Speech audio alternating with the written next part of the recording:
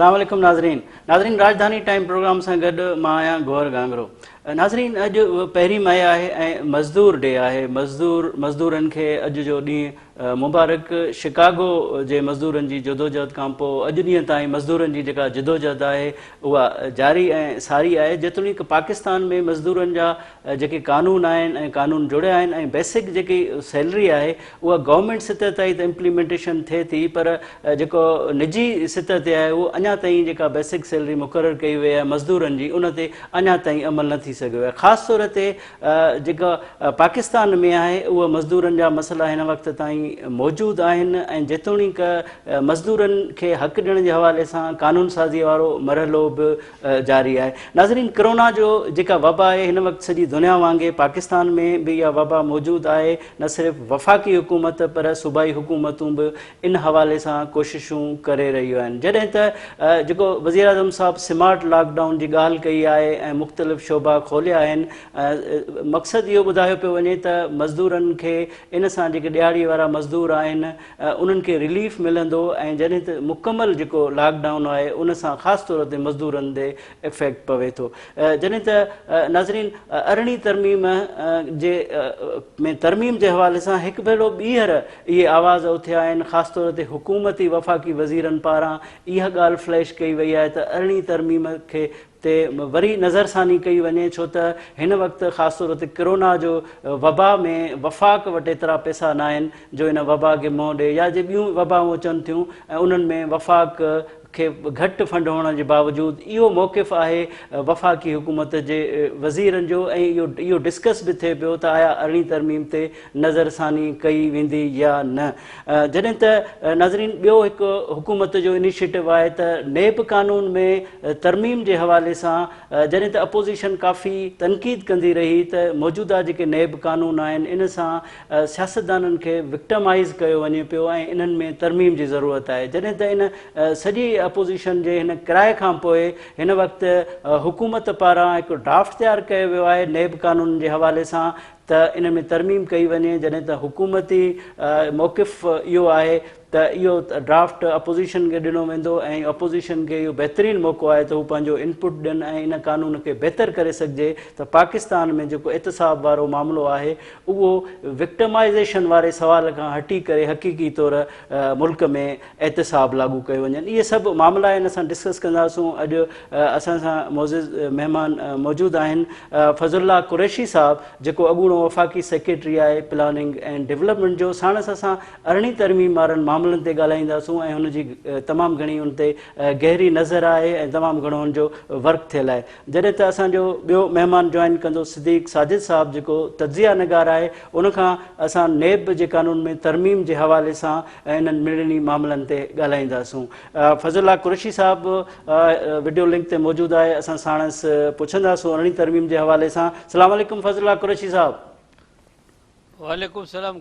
फज़लुल्लाह साहब, इहो ॿुधायो त अला अला करे अरिड़हीं तरमीम आई ऐं सूबनि खे जेका शिकायत हुई त सूबनि खे हक़ नथा मिलनि ऐं वफ़ाक़ वटि सभु वसीला हुअण सबबि उहे सूबा जेको आहिनि उहे महरूम रहनि था। ख़ासि तौर ते नंढनि सूबनि खे इहा शिकायत हुई ऐं अरिड़हीं तरमीम जॾहिं आई त उन में तक़रीबन सभु सियासी पार्टियूं शामिलु हुयूं ऐं अरिड़हीं तरमीम जी तमामु घणी वेलकम कई वई। पर हाणे ॿीहर आवाज़ इहो थी रहिया आहिनि त अरिड़हीं तरमीम में इन में वधीक नज़रसानी जी ज़रूरत आहे, छो त वफ़ाक़ वटि एतिरो पैसो न आहे जो वफ़ाक़ पंहिंजो कारोबार हलाए सघे। तव्हां इन मूव खे कीअं ॾिसो था?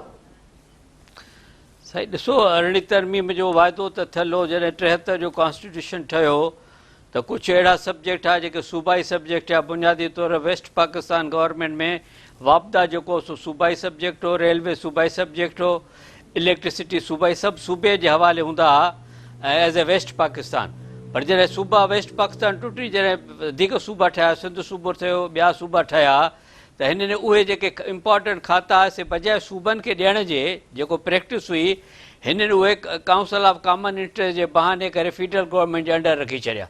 त उहो सॼो जेको मक़सदु हो प्रोविंशियल ऑटोनॉमी जो उहो ख़तमु थी वियो ऐं इन जे लाइ पोइ सूबाई हुकूमतूं बार बार चवंदियूं रहियूं हर गवर्नमेंट में, पर काफ़ी अरसो मार्शल लॉ रहियो, इन करे उन में कोन तोड़ फोड़ थी सघी। पोइ जॾहिं हाणे परमानेंट अवामी हुकूमत अची वई त वरी इन मुतालबे ज़ोर पकड़ियो ऐं पोइ इन असांखे जेको आहे सो 2011 में इहा सूबाई ख़ुद मुख़्तियारी जेका 18 अमेंडमेंट त ॾिनी वई। हाणे उन में सभु सूबा ठीकु हुया, उन में जेको हाणे हिन वक़्तु जेका हिनखे असुलु जेको इशू जेको सूबाई जे आहे हिनखे अरिड़हीं तरमीम में सो आहे फाइनेंस कमीशन जो।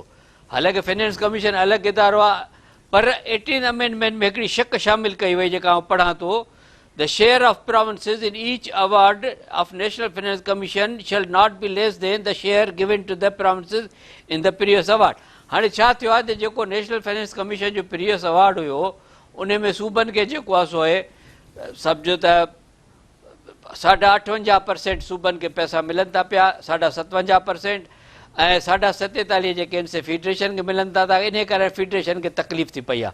हाणे इहो कोन था सोचनि पिया त बाबा जॾहिं तव्हां फेडरेशन में जॾहिं सूबा शिफ्ट थी विया, खाता शिफ्ट थी विया, त को 16-17 खाता जेके सूबनि में शिफ्ट थिया त फेडरल गवर्नमेंट वटि जेकर तव्हां सही माना में 18 अमेंडमेंट जी ॾिसो त सिर्फ़ु 6 डिपार्टमेंट या 6 खाता या 6 मिनिस्ट्रीज़ रही वियूं आहिनि जेके आहिनि फेडरल गवर्नमेंट में। उन जे बजाए फेडरल गवर्नमेंट सॼे जहान जो हिन वक़्तु फेडरल गवर्नमेंट 42 डिवीजन्स ऐं मिनिस्ट्रीज़ हलाए रही आहे।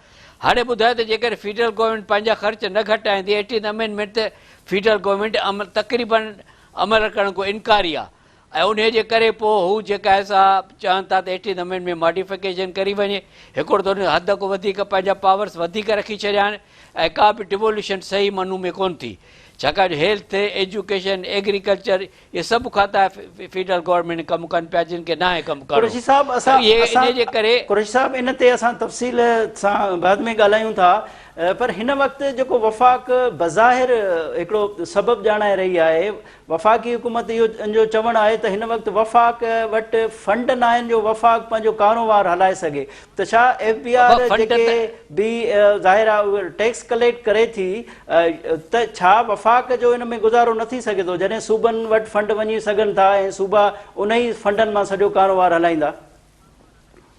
न, फंड त फेडरल गवर्नमेंट वटि, फेडरल गवर्नमेंट पंहिंजा ख़र्च घटाए न।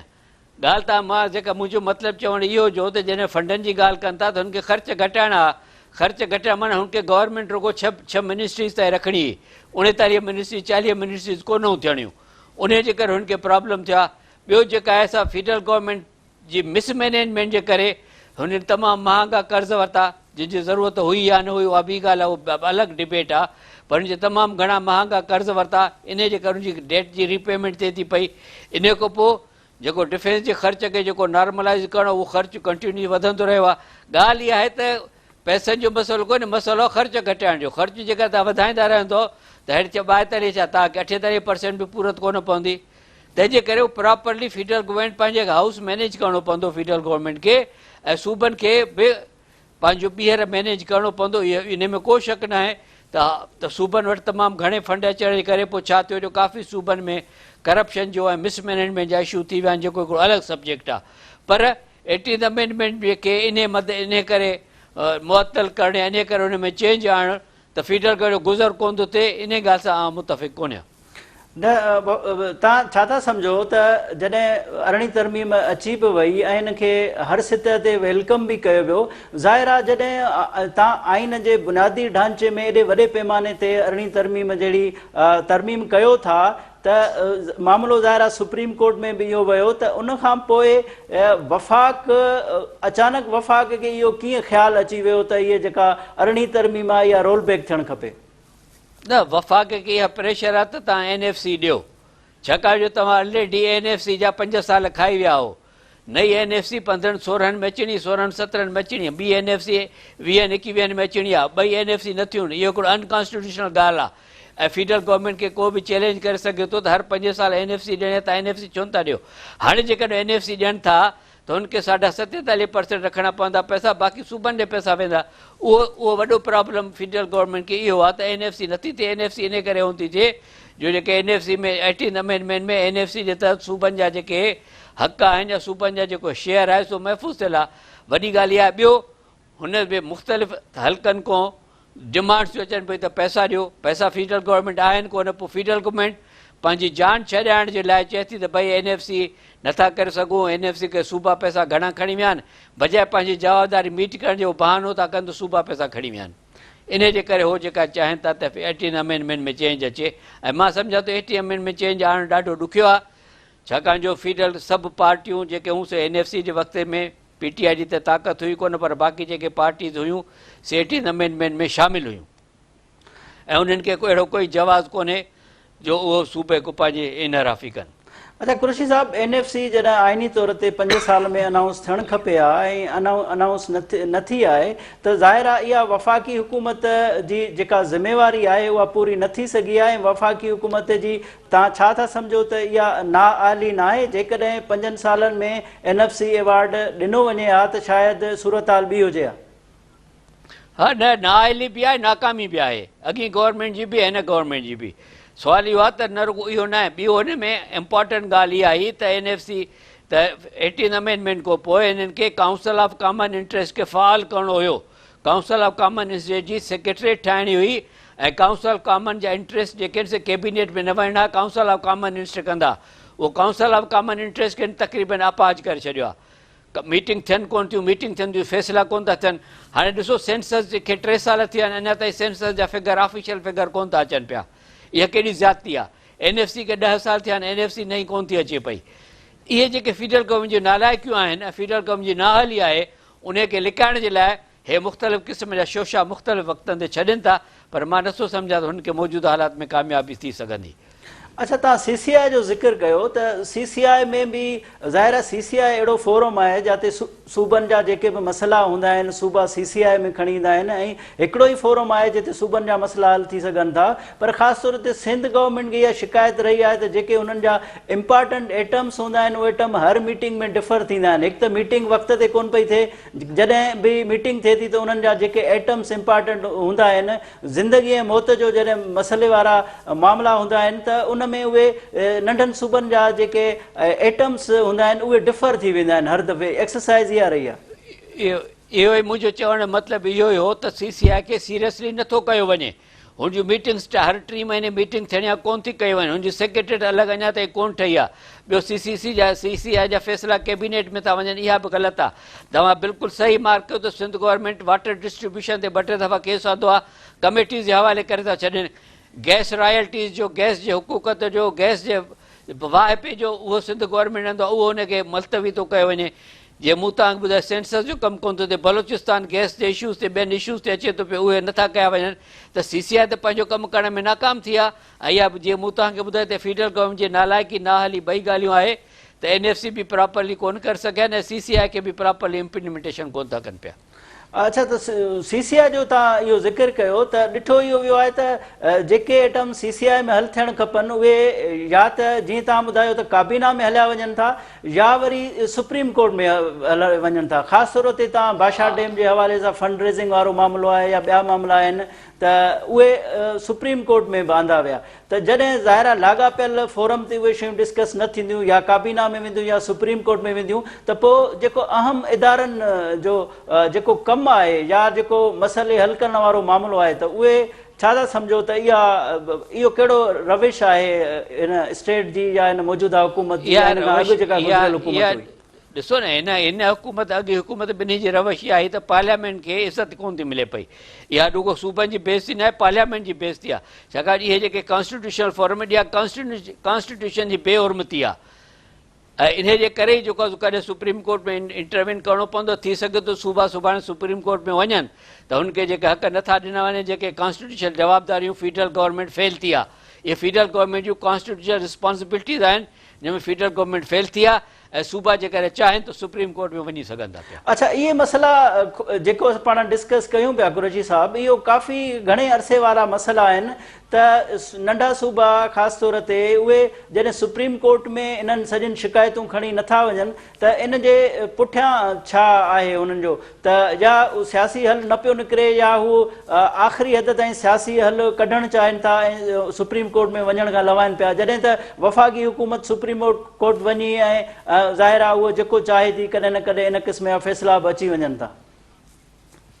इहो त हाणे सूबनि जी पंहिंजी मर्ज़ी आहे, पर मां सम्झां थो त उहा पोइ आख़िरी हद थींदी। छाकाणि सुप्रीम कोर्ट कंहिं बि क़िस्म जो फ़ैसिलो ॾेई सघे थी पई, उहा आख़िरी हद थींदी। तंहिंजे करे मां सम्झां थो अञा ताईं मौक़ो आहे त कॉन्स्टिट्यूशन जे लिमिट में रही करे फेडरल गवर्नमेंट खे प्रेशराइज़ कयो वञे, पंहिंजे पार्टनर सां गॾु सूबा पाण में गॾिजी करे पंहिंजे मफ़ादनि जो कनि, सूबा पंहिंजे पाण में न विढ़नि। सूबनि जा जेके जॉइंट मक़ासिद आहिनि उन सां गॾिजी करे पार्लियामेंट जे थ्रू, सेनेट जे थ्रू ऐं फेडरल गवर्नमेंट खे कन्विंस कनि त हुनखे पंहिंजा हक़ ॾिना वञनि। ऐं इहो का बि फेवर कोन थींदी सूबनि सां, इहे सूबनि जा पंहिंजा हक़ आहिनि ऐं सूबनि खे हक़ आहे त पंहिंजा हक़ वठण लाइ कंहिं बि फोरम खे इस्तेमालु करे।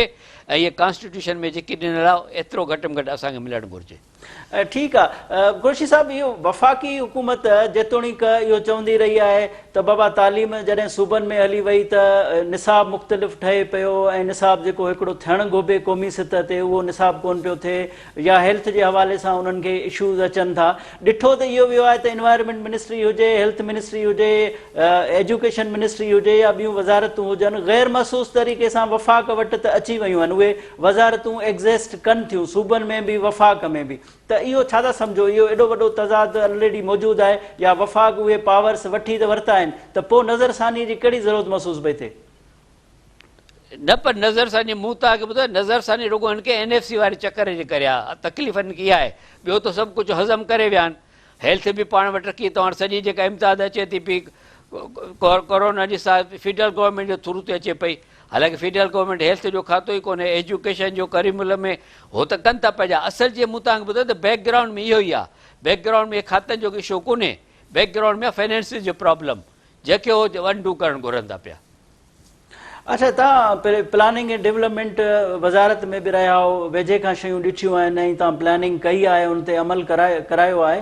त हिन वक़्तु जेका प्लानिंग जी वज़ारत आहे उहा सूबनि जे हवाले सां जेके बि प्रोजेक्ट्स आहिनि, तव्हां छा था सम्झो त उहे प्लानिंग डेवलपमेंट उन सतह ते उन्हनि खे एंटरटेन करे पई या सिर्फ़ु वफ़ाक़ जेको इनिशिएट करे थो मनसूबा उन्हनि खे ई अवलियत ऐं तक़वियत मिले पई?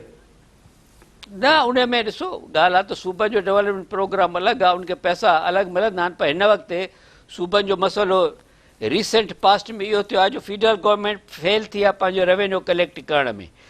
हिन साल बि लास्ट ईयर बि तंहिंखां अॻु में इन करे जीअं तव्हां ॿुधंदा हूंदव त मुराद अली शाह हर वक़्तु शिकायत कंदो आहे त मूंखे 75 अरब घटि मिलिया, मूंखे 135 अरब घटि मिलिया।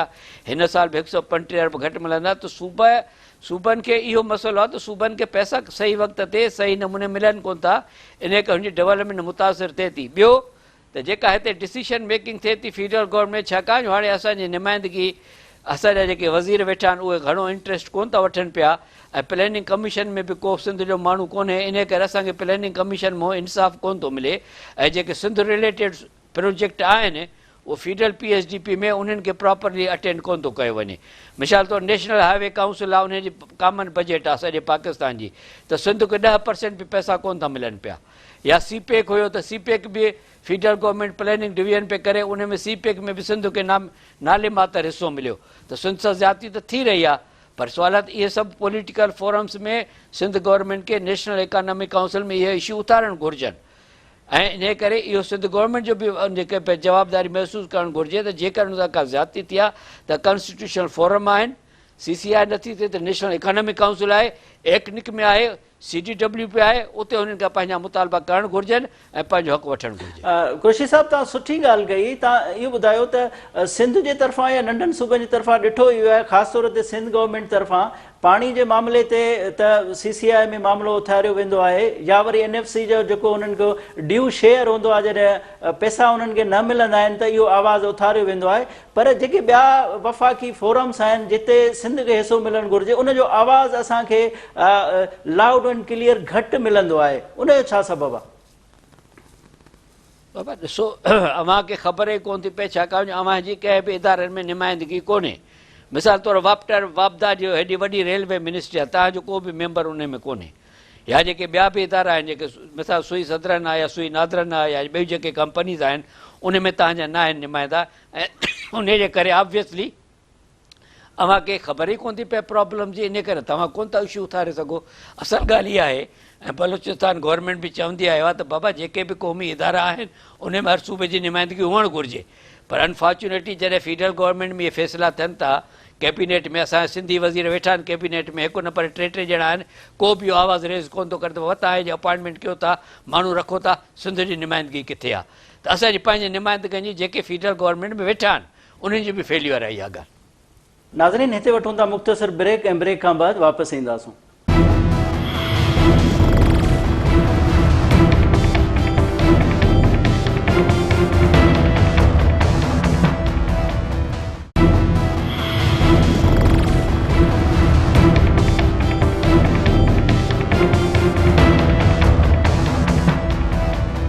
नाज़रीन, वेलकम बैक।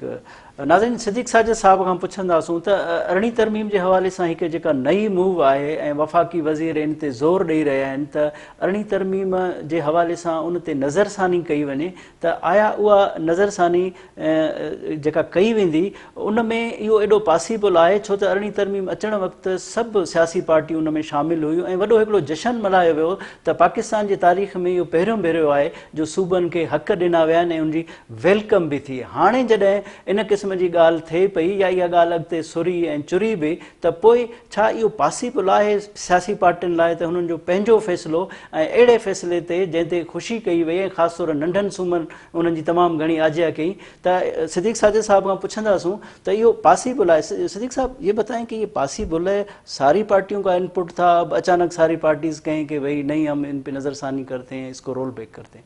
गौर साहब, ये तो हुकूमत का अपना छोड़ा हुआ शोशा है सियासी मकासद के लिए, इसमें अमली तौर पर कुछ भी नहीं है। अगर इतना ही इनको 18वीं तरमीम में कोई तरमीम लानी थी तो कोई बिल मूव करते, कोई इनकी एक्टिविटी नज़र आती या उसमें किसी किस्म की कोई करारदाद कोई जमा करवाते, किसी किस्म का कोई एक्टिविटी है ही नहीं। ये सिर्फ सियासी बयानबाजी है। दूसरा, ये इतना आसान नहीं है।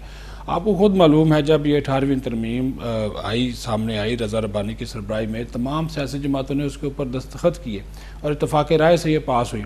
1 साल का अरसा तकरीबन उनको लग गया। फिर मुख्तलिफ शिक्के हैं आइन की, कानून की, उसमें तरमीम की गई, आइन बदला गया, तरमीम बदली गई, आइनी कमेटी बनी, फिर पार्लिमानी कमेटी में मामला सारा जाता रहा, उसकी इन कैमरा प्रोसीडिंग होती रही, एक एक नुक्ते, एक एक इशू के ऊपर बातचीत होती रही। हाँ, ये ठीक है कि उसकी इम्प्लीमेंटेशन में खामियां हैं। सूबों और वफाक के दरमियान जो है वो कुछ ना कुछ इशूज़ जो हैं वो हर वक्त चलते रहते हैं और उसका सबसे जो बड़ा ज़िम्मेदार है वो हमारी वफाकी ब्यूरोक्रेसी है। ऐसे लोग जो कि यहाँ पे ज़्यादा मैटर करते हैं वो है एक DMG ग्रुप, जिसको हम डिस्ट्रिक्ट मैनेजमेंट ग्रुप कहते हैं, जिसके CDC वगैरह भी सूबों में जाते हैं, सूबाई पुलिस के जो चीफ सेक्रेटरी भी उन्हीं के ज़्यादातर होते हैं। तो वो नहीं चाहते कि इख्तियारात सूबों के पास जाएँ और इसी वजह से अब इमरान खान का मसला ये है कि वो इतना पॉलिटिकल माइंड आदमी नहीं है। उसको जो कहा दिया गया कि उसके मुताबिक वो चीज़ें जो हैं वो कहते हैं अच्छा चलें जी ठीक है, इस पर नज़र षानी कर। नज़र षानी अब आर्डिनेंस के ज़रिए तो ये काम नहीं हो सकता। एक आर्डिनेंस लाकर आप आइन में तरमीम कैसे कर सकते हैं? आप कर ही नहीं सकते। जो कि बाद इनके वज़ीर अपने जिनको पता ही नहीं है बस सोचे छोड़ रहे हैं जी हम ये कर देंगे, इतना मुमकिन नहीं है। और दूसरा, मैंने अपोजिशन के मुख्तलिफ लोगों से बातचीत की, उनको कह रहे हैं जी हमसे किसी किस्म का रब्ता ही नहीं है। फिर पिछले दिनों मौलाना फजल रहमान ने वो रब्ते किए बिलावल भुट्टो से, शहबाज शरीफ से, दीगर अपोजिशन जमातों से, कॉन्फ्रेंस जमाते हैं, सब ने इसकी नफ़ी की। इस चीज़ के ऊपर उनका इत्तफाक हुआ कि किसी तौर पर भी 18वीं तरमीम में जो तरमीम है या इसको छेड़ना या इसको ख़त्म करना वो एक्सेप्टेबल नहीं होगा। इशू यही है कि ब्यूरोक्रेसी जो है वो इस हुकूमत को ये कह रही है कि जी आपने ये फलां वजारत सूबों को दे दी थी, वो काम सही नहीं कर रही। अब देखें ये एक अच्छा, ब्यूरोक्रेसी का ज़ाहिर काम नहीं करने देंगे, लेकिन जब काबीना के वज़ीर ये बात कर रहे हों और हुकूमती सतह पे कोई इसकी तरदीद भी ना आ रही है, तो हम क्या समझें कि इस तरह की काबीना में या वज़ीर आज़म साहब इस तरह की डिस्कस कर रहे हैं कि इसको रोल बैक करें? शफकत महमूद हैं वज़ीर तालीम। अब तालीम का टोटली महकमा जो है वो सूबों के पास चला गया। ठीक है, इधर अगर वो थोड़े से बहुत मामला देख भी सकते हैं तो वो इस्लामाबाद की हद तक ही उनके पास हैं, तो उनको तकलीफ़ तो होगी। सीधी सी बात है कि वो चाहते हैं कि इख्तियार का इशू है ना जी, वो कहते हैं सूबों के भी मेरे पास आ जाएं, पॉलिसी मैटर और इनकी निसाब बनाना, सारी चीज़ें करना। लेकिन हर सूबे का जब आपने एक तय कर दिया, अब सूबों के पास चले गए। देखें, वजारतें सूबों को गई हैं तो सूबों के पास वसाइल भी गए हैं, बजट भी गया है, फंड्स भी गया है, मुलाजमीन भी गया है। जो मुलाजमीन नहीं गए हैं उनको सेंट्रल पूल में रख दिया गया, बाद में उनको खपा दिया गया, वो एक अलग बात है। लेकिन जब आपने एक सूबे को दे दिया, अब सूबों पे मामला चल रहा है, तो अब आप दोबारा اگر آپ کو ایک اختیار دے دیا جائے، آپ اس کو چلا بھی رہے ہوں، بہتر طریقے سے چلا، یکدم آپ سے واپس لے جائے، کیا آپ اس کو ایکسیپٹ کریں گے؟ کبھی بھی ایکسیپٹ نہیں کریں گے، کوئی بھی صوبہ نہیں مانے گا اس طرح کی بات۔ ظاہر ہے دیکھیں اتنا بڑا انیشیٹو آپ جب لیتے ہیں تو ظاہر ہے مرض کو آپ ٹھیک کریں، مرض کا علاج کریں، بجائے کہ آپ جو ہے اس کو خامیاں آپ اس میں ہیں آپ کر لیں۔ دیکھیں رولز آف بزنس بہت سے نہیں بنے، بہت سی وزارتوں کے نہیں بنے۔ ہاں یہ بات ٹھیک ہے، بہت سے محکمے عجیب و غریب وزارتوں میں تقسیم کر دیے گئے۔ اب فیڈرل لینڈ کمیشن، ایک مثال دے رہا ہوں، فیڈرل لینڈ کمیشن کو وزارت اطلاعات کے حوالے کر دیا تھا، آپ کو پتہ ہے اس کا کیا تعلق ہے اس کے ساتھ؟ تو وہ ابھی تبدیل کر کے جو متعلقہ وزارت تھی اس کے پاس کیا گیا۔ تو اس طرح کی چیزیں بہتر کی جا سکتی ہیں، لیکن آپ یکدم کہنے جی کلہاڑا مار دیں۔ اور دوسری بات یہ کہ صوبے اس کو ایکسیپٹ نہیں کریں گے۔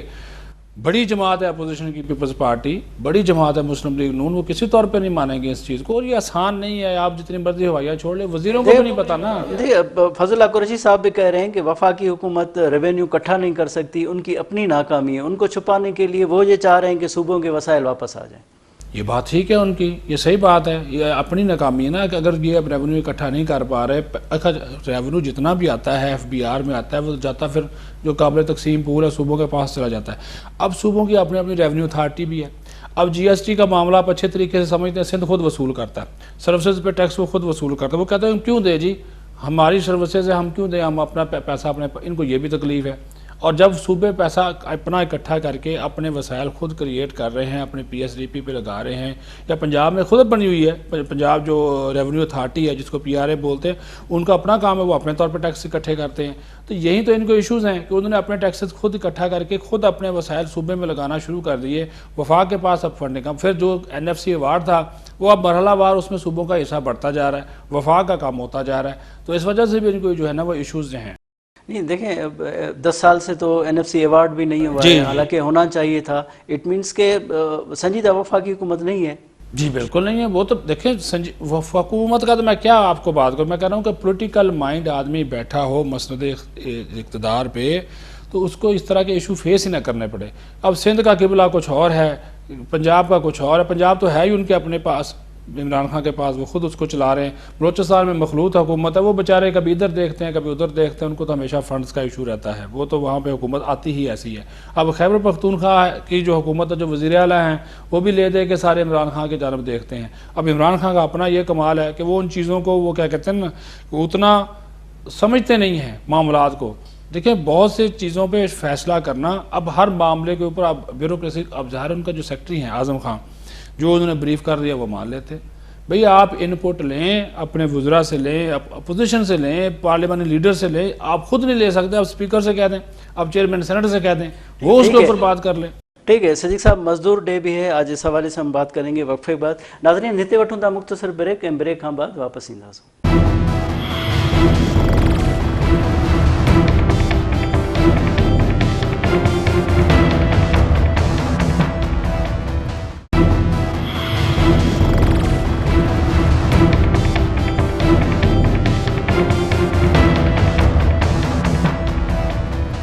ناظرین ویلکم بیک۔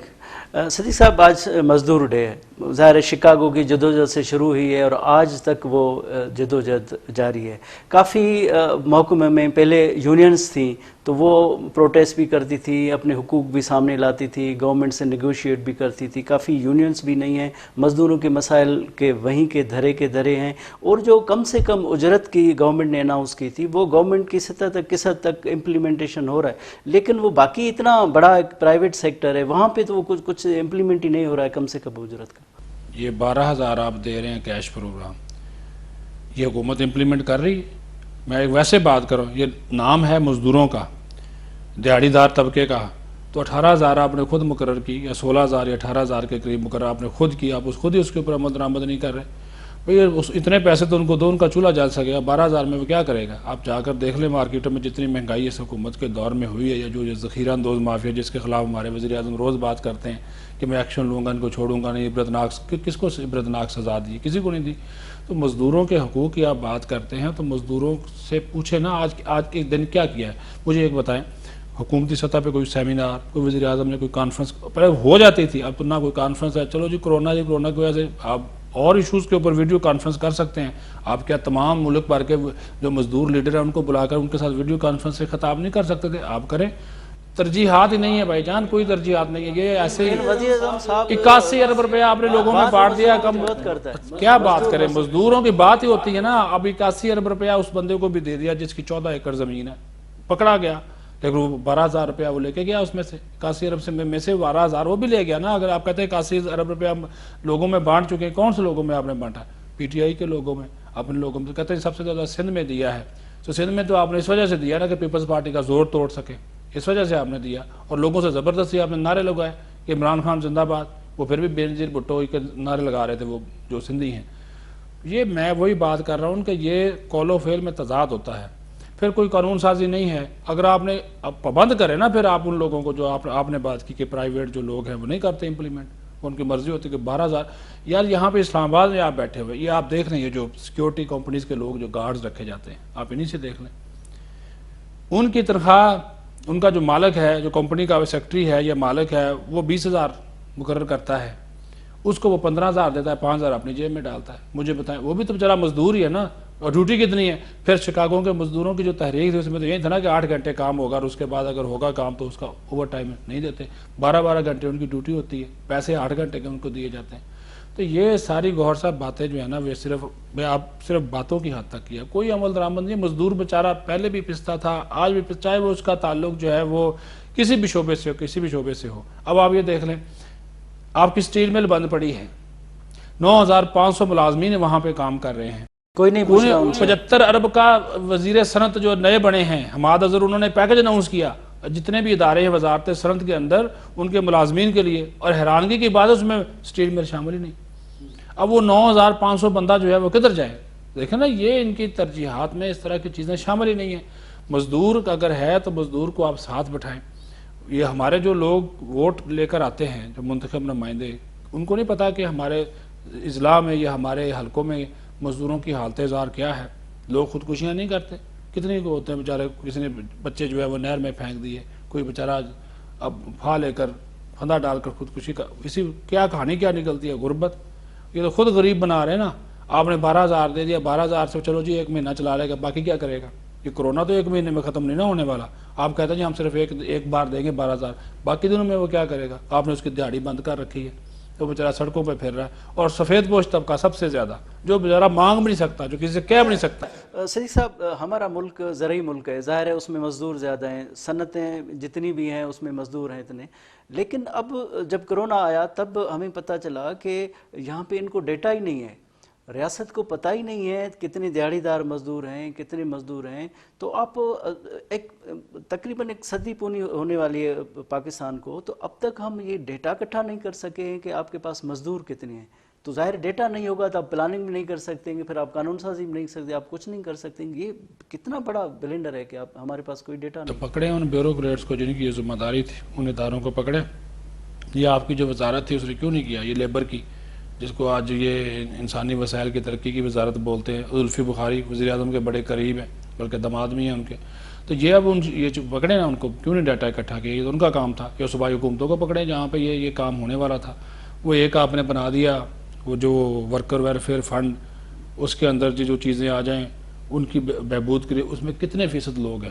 یہ ہم نے ان کی پینشن بڑھا دی, 5,000 کر دی, 6,000 کر دی. کتنے لوگوں کو فائدہ؟ لوگوں کو پتہ ہی نہیں ہے, وہ رجسٹریشن ہی نہیں کراتے. اور رجسٹریشن کا عمل وہ صرف, اچھا اربوں روپے کا بجٹ ہے وہاں سے, اس کا پیسہ نکال کے انہوں نے مختلف منصوبوں میں لگایا. ہر حکومت نے لگایا, ساگ ڈار ہو, پیپلز پارٹی ہو, جو بھی ہو, پیسہ نکال کے کبھی شیئر خرید رہے, کبھی ورکر کے پیسے سے, لیکن ورکر کو کوئی فائدہ نہیں دیا. یہ آپ کر کے دیکھ لیں مختلف اداروں سے جو لوگوں کے یہ حالات ہیں. تو آپ کی بات بالکل ٹھیک ہے. یہ ابھی نادرا کے ڈاٹا لے کر یا پیپلز پارٹی نے جو ڈاٹا اکٹھا کیا تھا بے نظیر انکم سپورٹ پروگرام کا, بے شک آپ نے نام بدل لیا, اس کا احساس پروگرام رکھ دیا, لیکن اسی ڈاٹے سے کام چلا رہے ہیں نا. وہی 68 لاکھ لوگ ہیں, انہی کے ذریعے, انہی میں آپ پیسے تو سب کور نہیں ہے, سب نہیں ہے نا جی. اب وزیر اعظم خود کہہ رہا ہے کہ 1,20,00,000 لوگ ہیں, ہم اس میں پیسے دیں گے, باقی جو بچ جائیں گے. بھائی آبادی, اچھا وزیر اعظم خود کہتا ہے اگر یہاں پہ 22 کروڑ کی آبادی ہے, وہ کہتا ہے 25% اس میں غربت کی لکیر سے نیچے زندگی گزار رہے ہیں. تو اس کا مطلب ہے کہ 5 کروڑ بندہ جو ہے وہ کم از کم غربت کی لکیر سے نیچے ہے، تو آپ 1.25 کروڑ کو دیں گے تو باقی 3-3.5 کروڑ کا کیا کریں گے؟ وہ کدھر جائیں گے؟ تو آپ کہتے ہیں ہم ان کو دوسرے مرحلے میں دیں گے ان کو، وہ آپ والی بات ہے 1 کروڑ 20 لاکھ کو دے دیا، باقی جو اس کا ڈیٹا کیسے اکٹھے کریں گے؟ اس میں آپ کس طرح یہ پتہ چلائیں گے کہ یہ کون غریب ہے یا نہیں بھی ہے؟ ابھی میں نے آپ کو مثال دی نا، یہ سکھے کی ایک علاقہ ہے پنجاب کا، وہاں پہ ایک کسان ہے، اس نے اپنا شناختی کارڈ نمبر ڈالا، اس کو 12,000 دے دیے، وہ پتہ چلا علاقے کے لوگوں نے شور مچایا کہ اس کے 14 ایکڑ ہیں زمین کے۔ ٹھیک ہے، ویسے ایک بات کر رہا ہوں، وزیر اعظم صاحب کہہ رہے ہیں کہ ماضی کی حکومتوں میں اتنی کرپشن ہوئی اور عوام کا پیسہ اس طرف چلا گیا ہے، تو ظاہر ہے پکڑ دھکڑ بھی ہوئی اور پیسے واپسی کی بات کی گئی، لیکن وہ بھی واضح نہیں ہے۔ لیکن آج کل گورنمنٹ کی طرف سے یہ آ رہا ہے کہ نیب کا ترمیمی آرڈیننس لا رہے ہیں جس میں وہ ترمیم کریں گے اور احتساب بہتر ہوگا، تو یہ جو مسودہ تیار ہوا ہے، آپ کیا سمجھتے ہیں کہ یہ مسودہ ایسا ہوگا جس سے کوئی بہتری آ سکے، یا ماضی کی طرح جو ہم نیب کے مسودے، نیب کے آرڈیننس اور نیب کی قانون سازی کی طرح ہی ہوگا؟ اتنا آسان نہیں ہے، اس کے اوپر اپوزیشن کی جماعتوں کے ساتھ ویسے مشاورت تو جاری ہے، کیونکہ جو نیب کا انہوں نے پچھلے دنوں آرڈیننس جاری کیا تھا وہ اس میں ایک مرتبہ توسیع ہو چکی تھی، دوسری مرتبہ توسیع انہوں نے لینی تھی، سینٹ اور قومی اسمبلی کے اجلاس نہیں بلائے جا سکے، اس وجہ سے وہ نیب کا ترمیمی آرڈیننس ختم ہو گیا۔ اب نیب 99 کا جو آرڈیننس ہے اس کے اوپر چل رہا ہے، اور اس کو وہی اختیارات ہیں جو کہ 99 میں مشرف دور کے تھے۔ دیکھیں اس میں ہماری حکومتوں کی ذمہ داری ہے گوہر صاحب، پیپلز پارٹی کی حکومت آئی، انہوں نے کوشش کی، نون لیگ نہیں مانی، نون لیگ کی حکومت آئی، پی ٹی آئی اور پیپلز پارٹی والے نہیں مانے، مسودے ہر دور میں تیار ہوتے رہے، بڑے اچھے، رضا ربانی کا مسودہ پڑا ہوا ہے، فاروق نائک کا مسودہ بہت ہی اعلیٰ ہے، اور انہوں نے بہت زبردست قسم کا ایک دیا ہوا ہے پورا پلان فاروق نائک نے کہ کس طرح یہ جو ہے بن سکتا ہے۔ اس میں سے کچھ پوائنٹ انہوں نے لے بھی لیے تھے، لیکن وہ بیچ میں پھر وہ عارف علوی صاحب صدر مملکت بن گئے، اس کے اوپر پھر آگے ڈیولپمنٹ نہیں ہو سکی۔ ابھی بھی اگر یہ چاہیں تو دیکھیں اس میں ترمیم کا ایشو نہیں ہے، اس میں آپ اگر شفاف احتساب چاہتے ہیں نا، پورا نیب کا آپ کو ادارہ ہی تبدیل کرنا پڑے گا، اس کو اثر نو تشکیل دینا ہوگا۔ اس وقت کو جو نیب کی سچویشن ہے نا، اس سے نہ حکومت خوش ہے نہ اپوزیشن خوش ہے، اور وہ جس ذریعے سے چلایا جا رہا ہے وہ آپ بھی جانتے ہیں، میں بھی جانتا ہوں، کہاں سے ان کی ڈوریں ہلائی جاتی ہیں وہ بھی آپ کو پتہ ہے۔ اس کا ایک ویڈیو سکینڈل آیا، اس کے بعد وہ تو چیئرمین صاحب تو وہ کھل کے کام نہیں کر سکتے نا، وہ تو جب کھل کے کام کرنا چاہیں گے تو وہ اس طرح کی ویڈیو پھر کوئی نہ کوئی سامنے آ جائے گی۔ اخلاقی طور پہ تو ویسے یہ اس طرح کی چیز سامنے آنے پہ اتنے اہم منصب پر موجود شخص کو عہدے پہ ہونا ہی نہیں چاہیے۔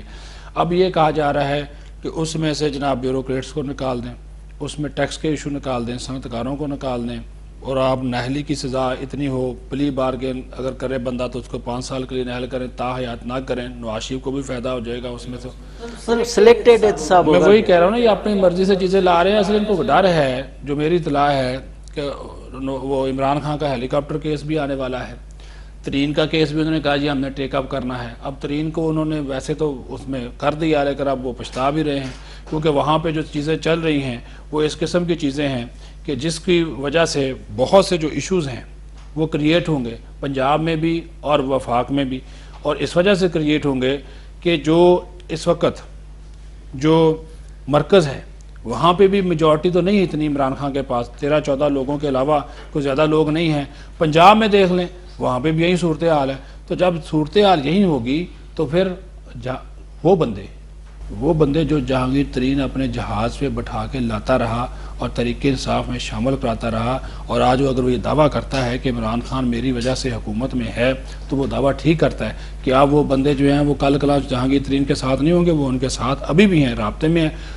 اسی وجہ سے تو وہ عثمان بزدار کو تبدیل نہیں کرتا کہ جس دن اس نے بزدار کو تبدیل کر دیا پنجاب میں گورنمنٹ نہیں بن سکتی۔ بہت اچھی بات کی آپ نے، اس وقت ٹائم کا وقت بہت ہی کم ہے۔ ناظرین، یہ پروگرام تاں بدھو، ایندڑ پروگرام میں کنहिं ॿिए موضوع सां गॾु हाज़िर थींदासूं۔ पंहिंजे मेज़बान गौहर गांगरो खे इजाज़त ॾींदा। अल्लाह हाफ़िज़।